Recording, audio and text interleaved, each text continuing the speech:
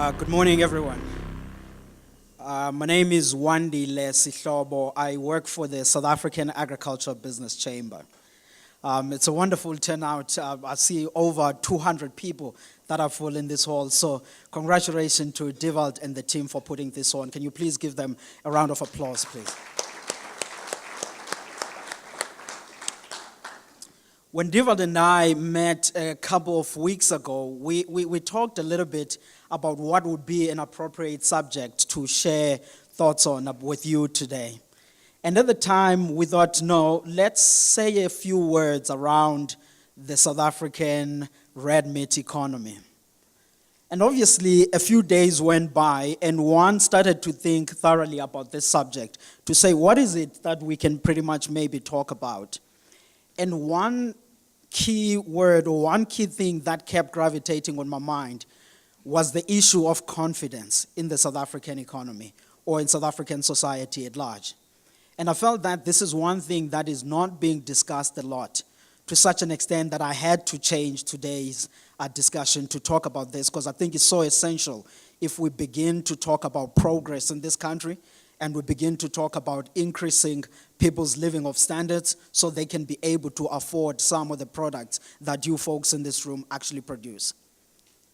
And obviously, the concept of confidence is not only looking at it on the producer perspective. I think it's a societal thing. You look at the business side, you look at the consumer side, you look across, it's something that hinges across the society. And I think, as you will see, as I explain in the preceding slide, it's something that we so need to actually boost the South African economy and be able to get on into some good standing.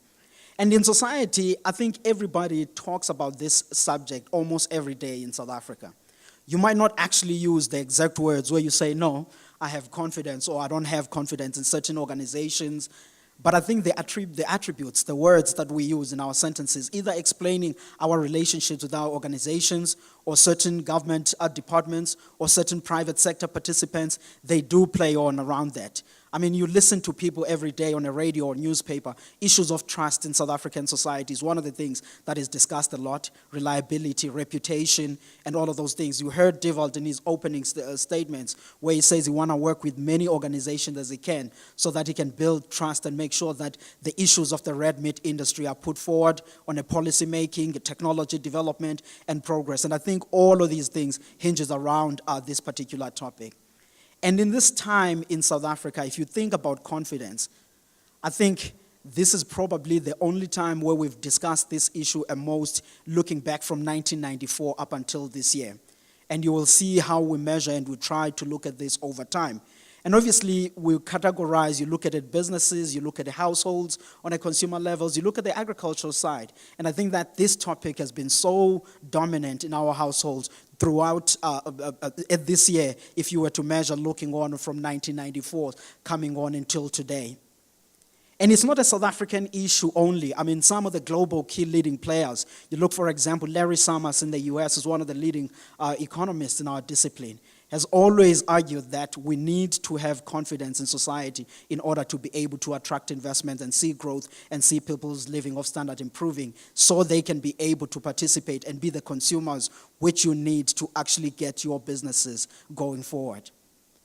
And in a South African instance, I mean, our leading governors of the South African Central Bank, Lesitsha Kganyago, one of the key things that he mentions repeatedly, some who are in economics discipline, you might know that last week he was speaking at the University of Stellenbosch, and the issue of business confidence in South Africa was again central in his speech.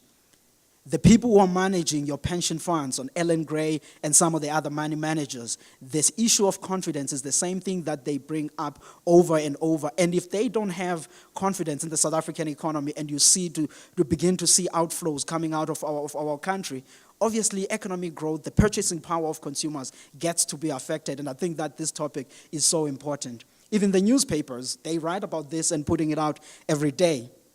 But how has this thing actually changed if you were to look at the statistics and say over time what has been happening in South Africa? Ladies and gentlemen, what you see on the board is consumer confidence, the light bluish line, and the dark bluish line being the business confidence in the Republic of South Africa, looking back from the year 2000 up until today. And you'll appreciate that from 2000s, all the way up until 2008 or so, we were pretty much doing well in terms of enthusiasm in the country. Even if you were to look at the unemployment numbers, you look at the investment numbers, at the growth numbers, the country was somewhat in a relatively better position. But obviously, you get to 2008, 2009, you had a financial crisis, you began to see a bit of a decline in confidence in those years. But something interesting happened, because in those years, the major economies, the US, the Japan, and the EU, they injected some bit of capital in the economy, whereby the world began to grow, but South Africa did not follow through that route. If you look at our growth numbers, you put the world GDP, you look at the South African side, the divergence started happening around about 2010 or so. And what that tells us is that when the world began to grow and we were left behind, we were dealing with some of our own demons.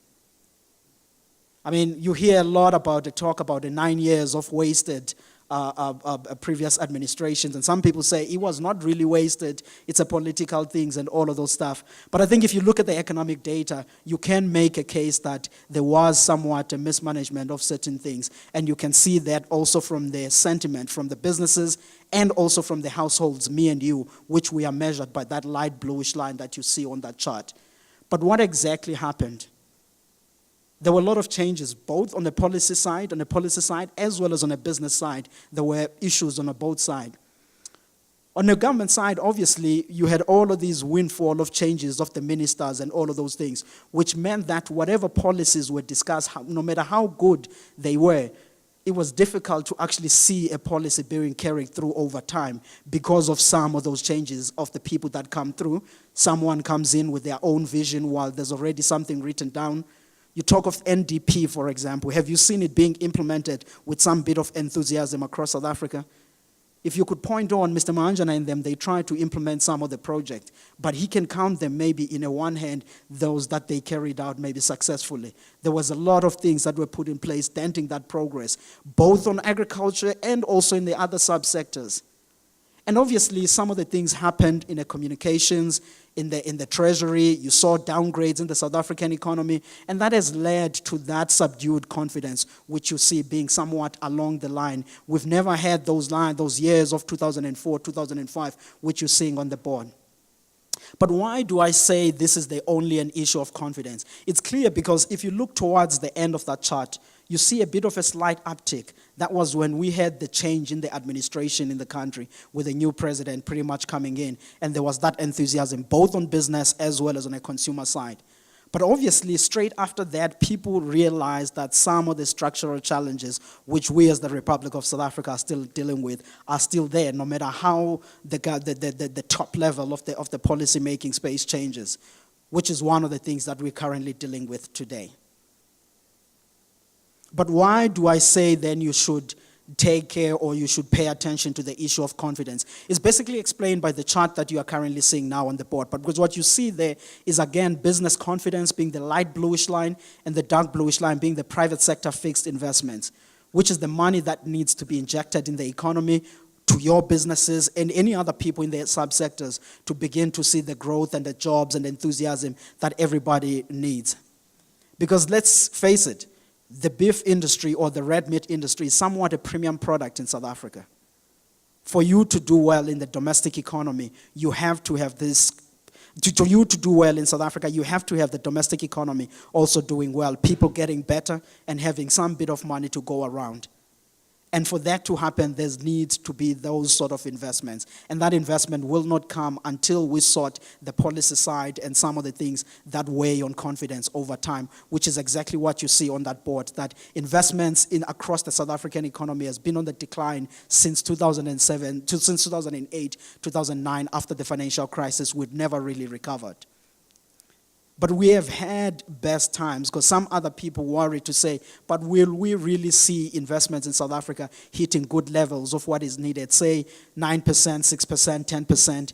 And we've seen those times. Because if you look, for example, on that bar chart that you are seeing there, both starting from the 2000 and heading on into 2008, on average, the investment level were growing at around about 7% in the Republic of South Africa. Straight after that, a dip of the financial crisis, and that was over, and we continued, and the levels of investments were still soft over time. And that's where we've been having large part of the problems when it comes to growth of the South African economy. And obviously, the consumers pretty much also experience the same thing, being the dark bluish line, the sentiment on a household level, but their purchasing power is what is displayed there by the light bluish line, which is where the household's expenditure. You want to see that line increasing for you to be able to see an increase, significant increase in sales of your products in the South African economy. Otherwise, you will have to look a lot further out on the export markets, because without that line recovering, there's going to be very difficult for you to increase your market share in the South African economy. And that will not increase until we sort out some of the challenges which I've highlighted on the previous few slides. That's the picture that it looks like at this point on a broader South African economy. But there is some good news or some changes which I will come to towards the end of the year. I don't want to come and depress you in Free State in the morning. But what has been happening in our sector, the agricultural sector, because that's been the story when one looks at the global, at the macro economy of the Republic. But what has been happening in agriculture? And some of you will appreciate, obviously, that agriculture is somewhat counter-cyclical in a sense that we don't generally follow all of the trends that are happening in a macro economy because of some of the factors that drives our activity, which somewhat differ with those that are driving the macro economy. When you look at the issue, for example, of confidence level, which again determines the level of investments in the South African agricultural economy, those are some of the things that gets to be important on monitoring. Your turnovers, net operating income, and all of those things, which somewhat gets to be impacted by what happens in your performance of your business. Because sometimes the sentiment could be bad, but if you have planted, say you are in a horticulture industry, you have your citrus trees, which you planted about 5 years ago, you will get your turnovers up and they will boost your business no matter what happens on a macro policy side, because that investment has already occurred. And obviously, if now you were to look in the confidence level on our sectors, this is exactly what you see. The dark pillars which you see on that graph being the years of the drought in South Africa, which means the years where we had rainfall which is below about 500 millimeters. An average rainfall in this country is between 500 and 550 millimeters. Anything below that, we categorize it as a drought year. Obviously, conditions could differ province by province, but that's what actually happened. And obviously, if you're to look fast forward to say, yes, those years we've seen confidence dipping, our farms not doing well, both crop side as well as on livestock side. But if you're to look on towards the end of that graph, something started happening, something interesting. And that's, again, the issue of the policy side. You will remember that 2017, in South Africa, those who are on the crop production, and you are using the crop side, and obviously on the animal side, you remember that there was a huge record level of maize, which means that we have good year and everything else, but confidence levels continue to decline in that year. And that links back to the same time when we started adopting, or there was an adoption by the political party ANC on the expropriation without compensation level. And that led to that decline in confidence. There, again, appointment of President Ramaphosa leading up to the animal spirits, and after that, people realizing that we have not resolved these challenges. I know that Omnik is somewhere here. He will speak to the issue of the land reform, but that's as far as it has impacted on a confidence side. But towards my ending slide, I will maybe say also a few words, given that I sit on the President's advisory panel, about what are some of the discussions that are emerging also on that end.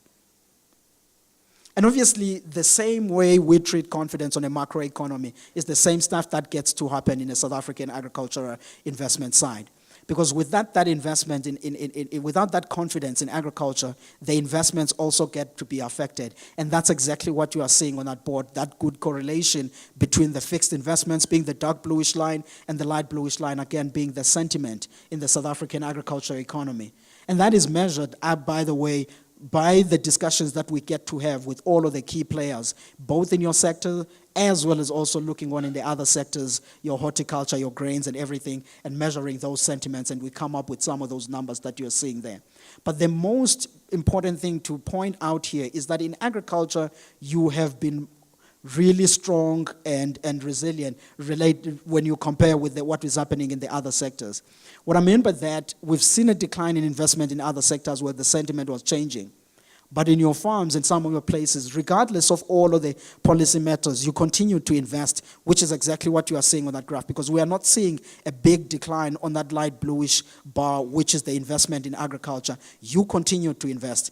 Even in immovable assets, despite some of the challenges that you are facing, you look, for example, that graph represents the numbers of tractors, harvesters, the value of the sales of harvesters and tractors that have been sold in South Africa. Last year, the tractor sales in this country increased by 4% on a year-on-year basis while we were having this discussion. Even in the beginning of this year, we continue to see some good activities, harvesters and all those sort of things. That speaks again to that hope and that positive message that to a certain extent Divald alluded to in the side. But obviously, as he said, the continuation of engaging with the red meat, with the agribusinesses, Agri-SA, and everybody to sort out that policy, because we have already seeded the money in the sector, is the one key important thing. Not to be despondent by some of the data which have showed or the negative effects that are happening in this economy, but rather thinking about how do we turn then this sentiment and some of the policies that are not conducive so we could begin to see the growth, we could begin to see the jobs, we could begin to see the sector going forward. I think that's where the discussion should actually happening. And I think the message you alluded to say the roadmap for the industry is a good one to focus on. And you need those investments and those tractors to be coming through, because some farmers might be feeling jittery about the conditions in the sector, but they have no other way. Because if you were to participate in the couple of years, you need to actually see that. What you see on that board, for example, ladies and gentlemen, is the South African agricultural economy, or between 1918 up until today, to say how has the trends been changing. The light bluish line, for example, that is in the middle, that's the area being farmed in South Africa across all crops. You can read that from your left-hand side. That's about 82 million hectares of the South African agriculture. The line that is going down being the farming units, and the one that is going up with some bit of dots being the farm sizes.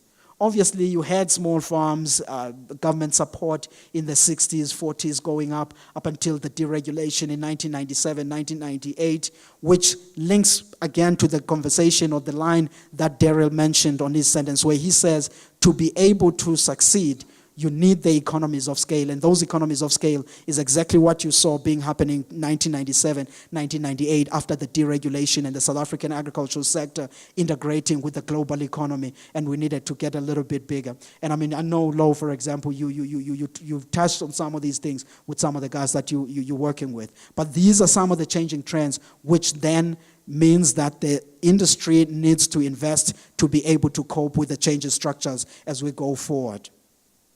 But this investment has actually been done only by you folks in the South African economy. There has not been a lot of money coming from outside and entering the South African agricultural sector. The line that you see dwindling there is the foreign direct investments to the South African agriculture. And it forms only 0.1% of all the FDIs if you're to look at last year's numbers. And this is one of the things that needs to change. We have the president, for example, saying he aims to raise about $100 billion US dollars to the South African economy, and that is earmarked to all of the sectors that I imagine that they will create jobs and growth, and agriculture is amongst those sectors, and that line needs to change. Last week, we traveled to London with the Chief Justice and the Special Envoy of the President, Mcebisi Jonas, and the other guys to go and explain some of the policies that are happening in this country, as well as what's the roadmap going forward.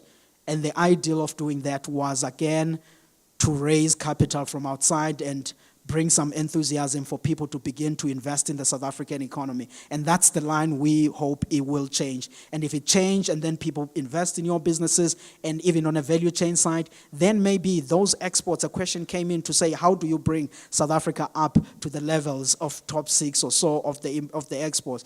That will need capital on that expansion, and some of that capital might need it to be coming from outside, which is why I think the issue of foreign direct investments is actually a good one.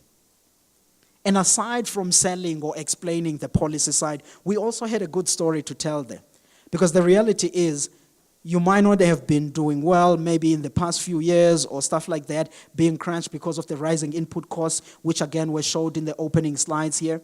But if you're to look at it, the South African agriculture economy is a good story to tell. The numbers that you are seeing on the board is the changes on a gross value of all of our subsectors between those years, 2012 and 2018. And you'll see that the livestock sector actually performed well as the horticultural side, while the grain sector has seen a bit of a beating. But double-digit performance is one of the good stories that we had to tell in terms of the gross value. Obviously, changing or differing subsector by subsector, but I think you have done relatively well over time and given the current conditions that I've explained.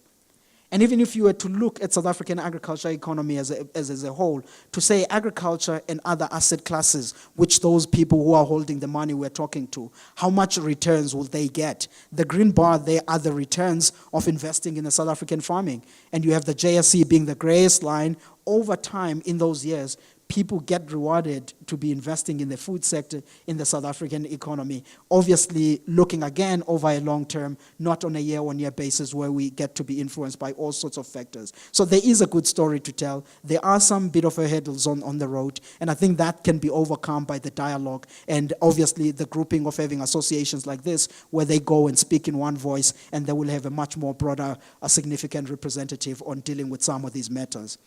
And all of this, I think at the end it dovetails with the message, because the key things that the president always talks about is about getting growth, getting jobs, and obviously dealing with the issues of restorative justice, but not sacrificing one in the expense of the other. But if we don't get that confidence going, you don't get that growth in the South African agricultural economy and broader on the society, and I think those are some of the important things.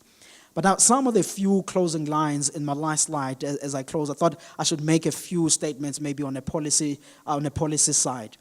And obviously, well, I guess I have a responsibility. I mean, I sit as a commissioner on the International Trade Commission of South Africa, and the issues of trade, which you highlighted in one of your opening remarks. I think those are well placed, and your integration, for example, with you're working together with the Agricultural Business Chamber, you will be raising some of those issues, and we'll be taking care of some of those things. But I thought the issues of trade are important, and we are taking well care of those, and we recognize all of the challenges.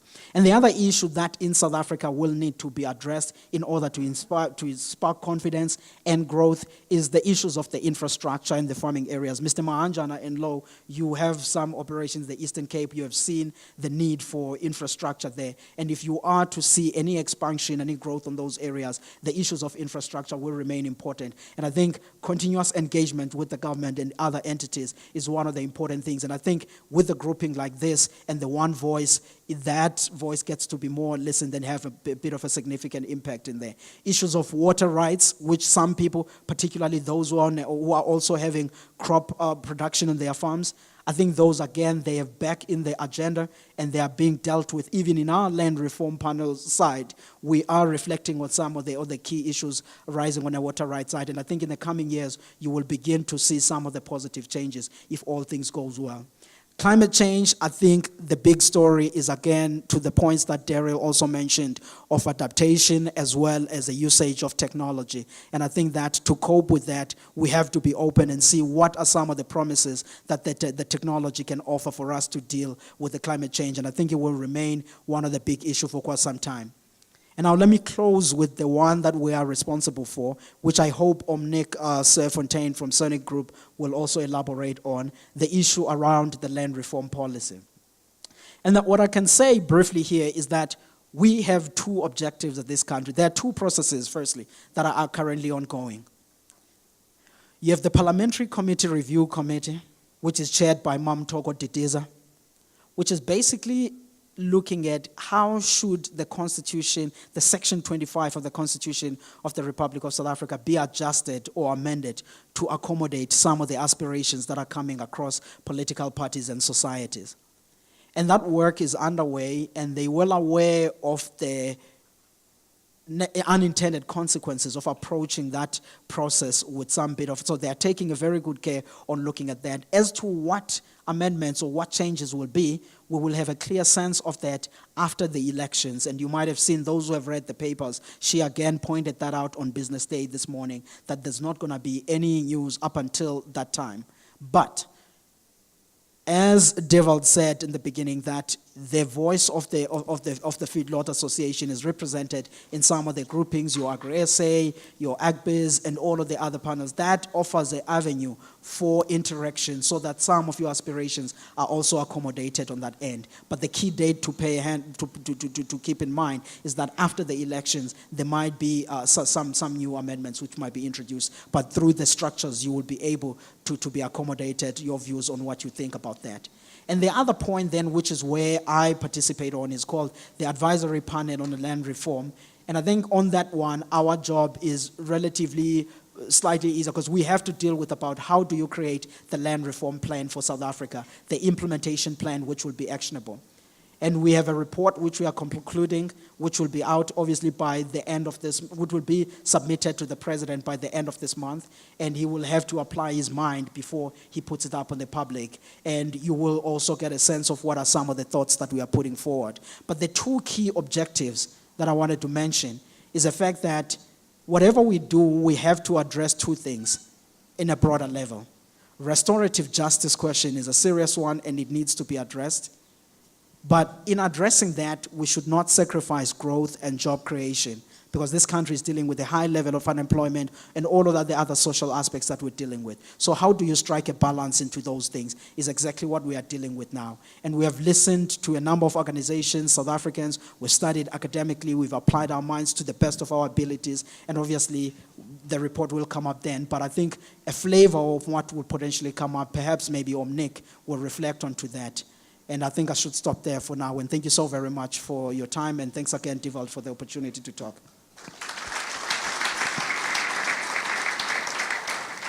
Thank you for that presentation. To add to a little bit to what Mr. Sihlobo has told us, and to go back to Lowe's question about what does the South African industry have to do to be a bigger player in the export market, I want to go to what he was talking about, confidence, because the confidence is not simply an internal element, it's an external element. And so I would say on the world stage, the world has to become confident, more confident in the South African beef business. Not that it has a negative view of the business, just that this business needs to be promoted on a grander scale. And I would say too, one of the elements that we see among all export nations, or large export nations, is that their feedlots speak with one voice on the world stage. And I think that's going to be absolutely critical for South Africa to be able to do that as well.